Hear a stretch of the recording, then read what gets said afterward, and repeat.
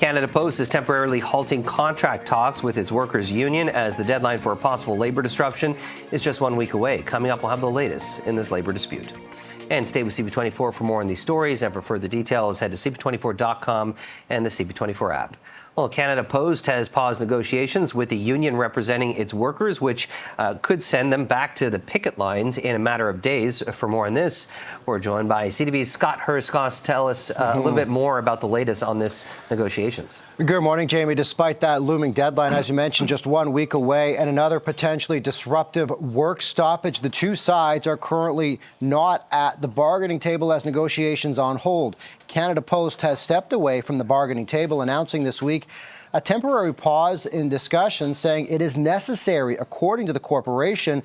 This will give it time to prepare another proposal it claims could move the discussions forward constructively. Meanwhile, the union is calling this move reprehensible, saying by walking away from the table now, it'll only drive away more customers at a time when it desperately needs to grow. According to CUPW, Canada Post would not provide a date for when a new proposal will be tabled. Canada Post says the most recent round of discussions provided no meaningful progress, arguing the union has either held or hardened its previous positions on key issues, leaving little room for progress. That's according to Canada Post.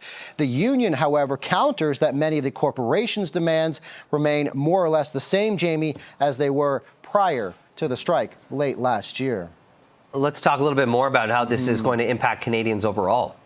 Well, if you remember, too, late last year, Ottawa intervened when talks were at an impasse. The Federal Labor Board sent the workers back on the job in December while the strike was disrupting holiday deliveries. That reprieve now expires May 22nd, 1 week till that deadline, at which point mail service could grind to a halt once again, leaving regular Canadians and businesses with limited options. And we saw late last year, it could hit particular rural communities, especially the hardest, where private couriers may not be able to step in to cover some of those areas. And when it comes to trying to find other options, Jamie, for businesses in particular, it might mean having to spend a little bit more money. So for regular Canadians and businesses, they might be caught in the middle of these negotiations once again. As I mentioned, we are 1 week to this potential deadline where the workers could be on the picket line once again, and mail service could come to a stoppage.